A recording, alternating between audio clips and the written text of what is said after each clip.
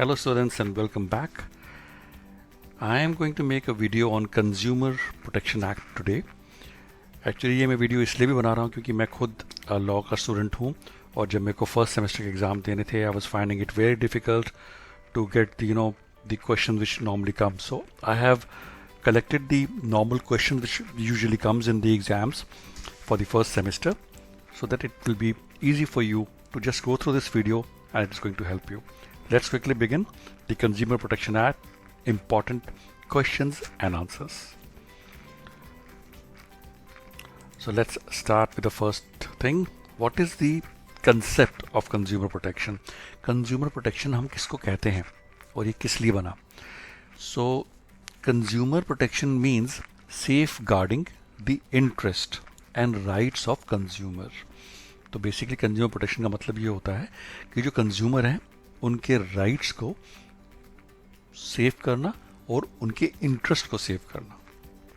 In other words, it refers to the measures adopted for the protection of consumers from unscrupulous and unethical malpractices by the businesses and to provide them speedy redressal of their grievances. तो basically अगर हम और words में कहें तो ये हम consumer को बचाने के लिए जो कि गलत प्रोसीजर से या गलत प्रैक्टिस से लोग बेच रहे हैं सामान या सर्विसेज, उनसे उनको बचाने के लिए, उनको प्रोटेक्ट करने के लिए, और अगर वो किसी कारणवश उसके शिकार हो जाते हैं तो उनको ग्रीवेंसेस को एड्रेस करने के लिए ये एक्ट बना था. So the most common business malpractice leading to consumer exploitations are given below. तो ये कुछ बहुत कॉमन जो हैं नॉर्मली जो कि कंज्यूमर प्रोटेक्शन एक्ट में मेल प्रैक्टिसेस कंज्यूमर के अगेंस्ट होती हैं और जो सामने आती हैं वो ये हैं. First is sale of adulterated goods. Adulterated मतलब मिलावट. That is adding something inferior to the product being sold. जैसे कि आप देखते हैं आपके दूध के अंदर पानी मिला दिया, that's adulterated. And the consumer protection act is there to protect you from that. Sale of spurious goods. That is selling something of little value instead of the real product.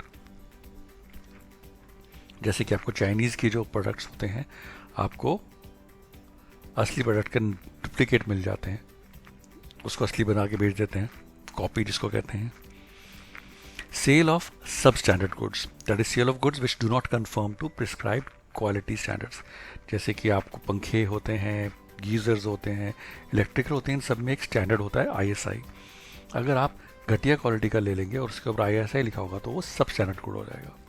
Cell of duplicate goods, ये तो हमने almost cover कर ही लिया है, आपको नकली सामान मिल जाता है. Use of false weights and measures, मतलब कि 1 किलो के अंदर 1 किलो नहीं निकलता, कम निकलता है. Hoarding and black marketing.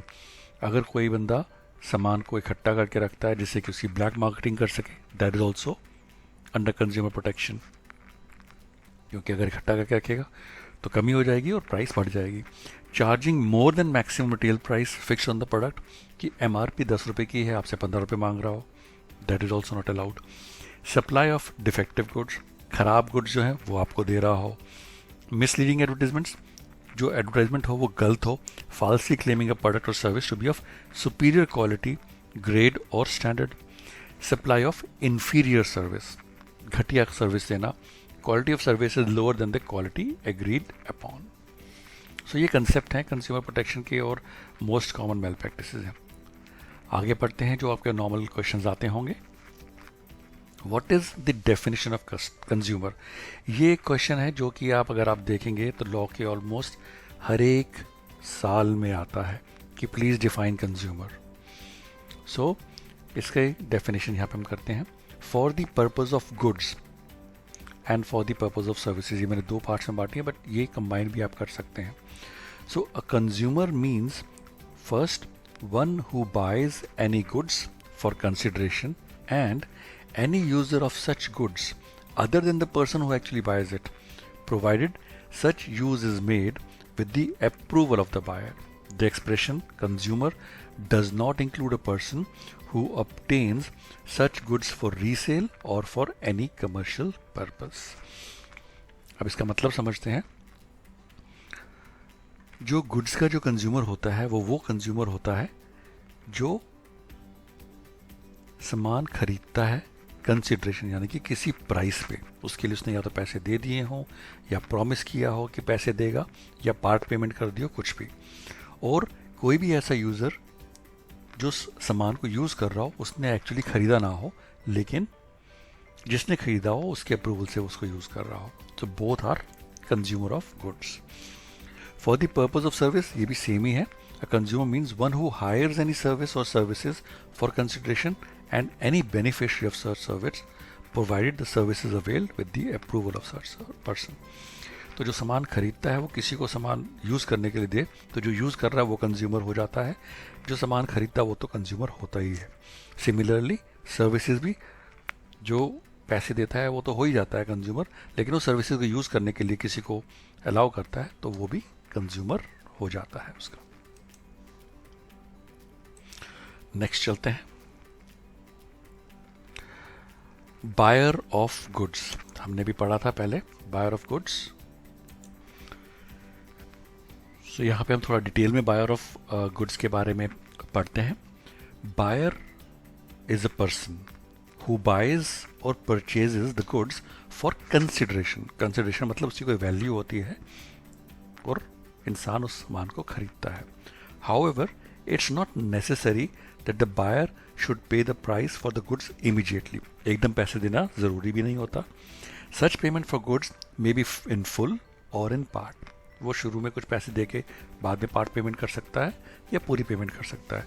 इन दोनों सिचुएशन में वो कंज्यूमर होता है।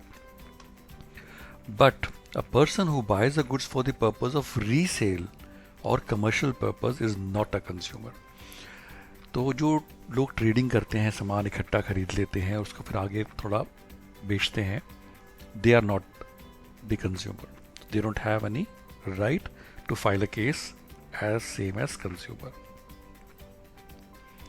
सो this is under the consumer protection act.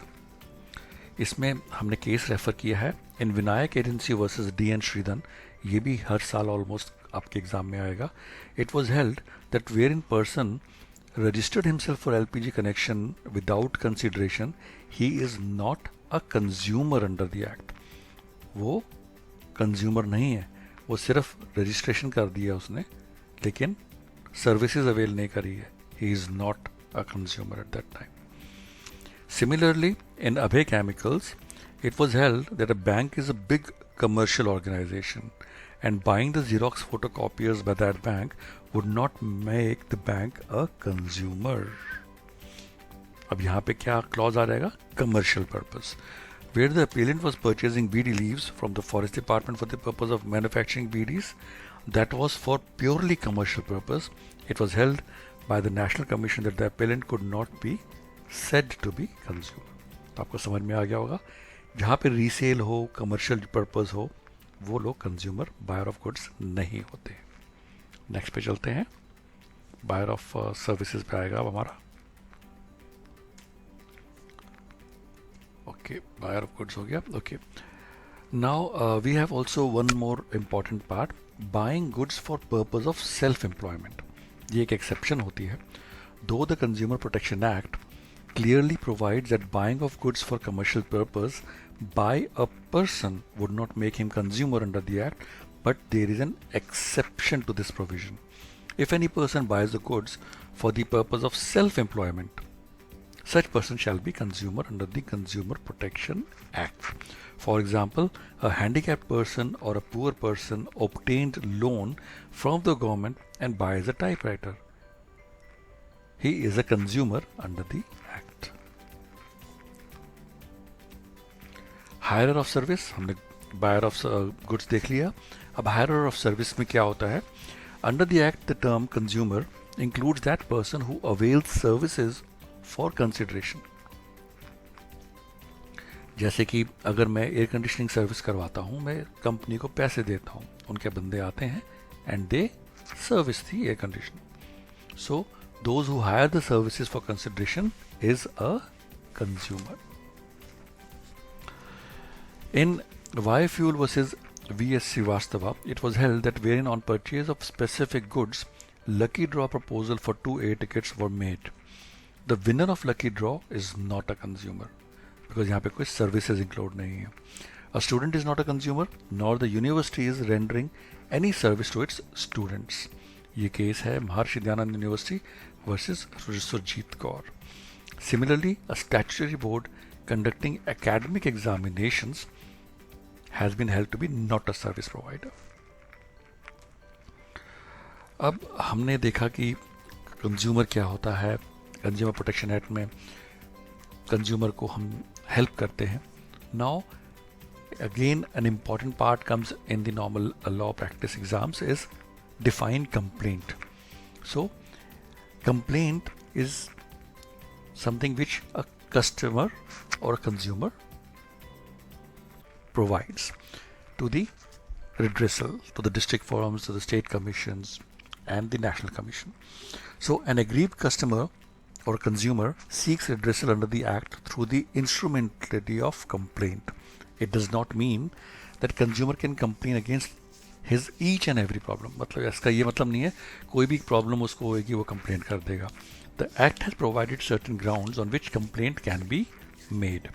Similarly, relief against these complaints can be granted within the set pattern. तो वो ग्राउंड बना हुआ है कि आप कैसे कंप्लेंट कर सकते हैं और आपको कैसे रिलीफ मिल सकता है. What constitutes a complaint? Complaint के अंदर क्या होना चाहिए जिससे कि वो कंप्लेंट बने. Complaint is a statement made in writing to the National Commission, the State Commission or the District Forum. तो ये national commission, state commission, district forum है, इनकी डेफिनेशन भी है, हम आगे पढ़ते हैं. By a person competent to file it, containing the allegations in detail and with a view to obtain relief provided under the act. तो उस एक्ट के अंदर रिलीफ चाहता हो, he is competent enough and it is in writing, that will constitute a complaint. Now who can file a complaint? At the outset, it is clear that a person who can be termed as a consumer under the act can make a complaint. जो भी consumer है, हमने definition पढ़ी थी, वो complaint कर सकता है. To be specific on this account, following are the persons who can file a complaint: a consumer or any voluntary consumer association registered under the Companies Act or under any other law for the time being in force, or the central government or any state government, or one or more consumers where there are numerous consumers having the same interest, and also a beneficiary, legal representatives, guardians, relatives, ये सब complaint file कर सकते हैं. Now, what a complaint must contain? A complaint must contain any of the following allegations. इनमें से कुछ भी allegation जो हैं हम नीचे में लिखे हुए हैं, इसका कंप्लेंट अगर है तो हम कर सकते हैं. An unfair trade practice or a restrictive trade practice has been adopted by any trader. तो अब आपको ये भी important है, what is unfair trade practice and what is restrictive trade practice. So unfair trade practice तो बड़ा easy है, आप समझ लोगे. unfair मतलब जो कि fair नहीं हो, और restrictive trade practice है, ये थोड़ा सा समझना ज़रूरी है. जैसे कि आप मान लीजिए आप जाते हैं किसी एलपीजी कनेक्शन लेने के लिए, और जो कनेक्शन प्रोवाइडर है इंडियन ऑयल फॉर इंस्टेंस, वो कहता है कि जी आपको कनेक्शन तो हम देंगे, पर लेकिन आपको इसके साथ साथ ये वाला गैस स्टोव जो है ये लेना पड़ेगा, अदरवाइज हम आपको नहीं दे सकते. तो मुझे तो गैस स्टोव लेना नहीं है, मेरे पास घर पे गैस स्टोव ऑलरेडी है. So this falls under restrictive trade practice. Or unfair trade practice is nothing, means a trade practice which for the purpose of promoting the sale, use or supply of any goods or for the provision of any service adopts any unfair method or unfair or deceptive practice, including lot of other things like falsely representing the goods are of good standard, or the services are good, or he represents any rebuilt second hand or reconditioned old goods as new goods. पुराने सामान को नया सामान में आप बता के बेच रहा हो, तो ये सब अनफेयर ट्रेड प्रैक्टिस में आएगा. तो आई होप ये आपको समझ में आ गया होगा. एग्जाम्पल है इसमें, ए sold a 6 month old car to be representing it to be a new one. पुरानी गाड़ी को नया बना के बेचा. it was unfair trade practice. Here B can make a complaint against A for following an unfair trade practice. Next है, the goods bought by him are agreed to be bought by him suffer from one or more defects. कोई भी problem हो, इसमें example दिया हुआ है, A bought a computer from B and it was not working properly since day one and A can make a complaint for that. The services hired or availed of are agreed to be hired or availed by suffer from deficiency in this respect, कुछ भी कमी हो. A hired an advocate to defend himself against the landlord. Advocate did not appear every time, so A can make a complaint against the advocate. A trader has charged for the goods mentioned in the complaint a price in excess of the price fixed by or under law. कोई भी price excess लगा रखी हो, over and above reserve price जो है. Goods which will be hazardous to life and safety when used are being offered for sale to the public. कोई भी कोई hazardous सामान बेच रहा हो, that also will come under the complaint. अब इसके आगे next पे चलते हैं. Almost हमने काफ़ी चीज़ें cover कर ली हैं. अब time frame in which a complaint can be filed. Section 24A of the Act provides that a consumer dispute can be filed within 2 years from the date on which the cause of action arises. ये आप पढ़ लेना detail में. सो 2 साल तक आपके, जब आपको पता लगा कि आपका कुछ ख़राब है, डिफेक्ट है या कुछ भी प्रॉब्लम है गुड्स या सर्विसेज में, आप कंप्लेंट कर सकते हैं. Now what are relief available against complaint. Relief available against complaint section 14 and 22 are to remove the defect. ये defect remove करवाए. मान लीजिए मैंने एक कंडीशन लिया है तो वो ठंडा नहीं कर रहा है, so it is a defective. तो कंज्यूमर प्रोटेक्शन एक्ट क्या कर सकता है, अगर मेरे को कंपनी नहीं हेल्प कर रही है, they can ask the company to remove the defect. Repair करे, रिप्लेस करे उसका पार्ट या कुछ भी करे. To replace the goods, या क्या पूरा AC आपका चेंज कर दे. To return to the complainant the price, या जितने में खरीदा उतनी प्राइस मेरे को वापस मिल जाए. और to pay such amount as may be awarded by it as compensation to the consumer. अगर वो ये सब नहीं कर पाता या मेरे को इतना पैसा मिल जाए कि अपने आप ठीक करा लूँ, लेकिन मुझे उसका पैसा दे दे. ये सेम चीज़ सर्विसेज में भी होती हैं. टू रिमूव द डिफेक्ट्स और deficiencies in the service. To discontinue the unfair trade practice, अगर अनफेयर ट्रेड प्रैक्टिस की कोई कंप्लेंट है तो वो बंद कर दे. Not to offer hazardous good, अगर हजार्डस गुड की कंप्लेंट है तो वो बेचना बंद कर दे. To withdraw the hazardous good from being offered for sale and to provide for adequate cost to complainant, और कोई भी एडिक्वेट कॉस्ट जो है कंप्लेनेंट की वो उसको वापस मिले.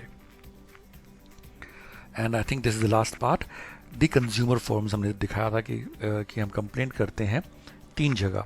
डिस्ट्रिक्ट कोर्ट और the call district consumer dispute redressal form, state consumer dispute redressal commission and national consumer disputes redressal commission.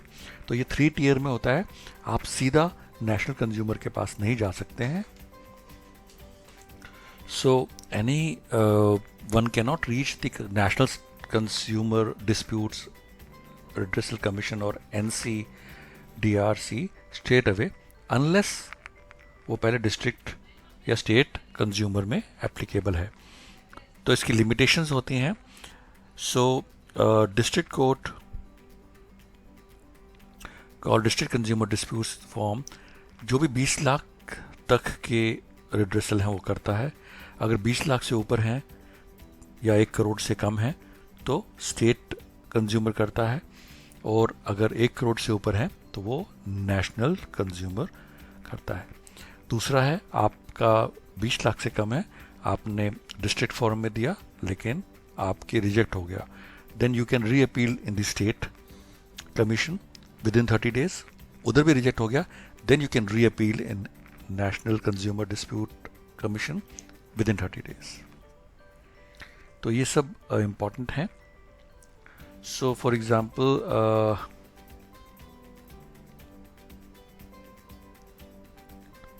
Okay, इसमें एग्जाम्पल दिया हुआ है. Ram, a resident of Panipat district, took his son Shyam to a doctor for eye treatment. Due to negligence of the doctor, Shyam lost site for his left I. Ram filed a suit against the doctor in district forum claiming ₹4 lakh as compensation. The district forum dismissed his complaint on the ground The district forum dismissed his complaint on the ground that negligence of the doctor could not be proved. यहाँ पे उसका reject हो गया. Ram appeal to Haryana state commission क्योंकि district form वालों ने नहीं लिया. Against this order state commission also upheld. State commission बोला कि नहीं भैया आपको हम नहीं दे सकते कंपनसेशन, या हम आपका केस नहीं एक्सेप्ट करेंगे. उसने नेशनल कमीशन में अप्रोच किया. सबसे पहले डिस्ट्रिक्ट, फिर स्टेट, फिर नेशनल. आप यहाँ पे भी अगर उसको उसका केस नहीं एक्सेप्ट किया जाता, he was still left with an option to approach supreme court. लेकिन यहाँ पे नेशनल कमीशन ने उसका केस ले लिया. I hope these all concepts and points will help you in your law exams. If you're liking my videos, if you're enjoying my videos, do like, subscribe and share. And happy learning. Keep watching, keep sharing.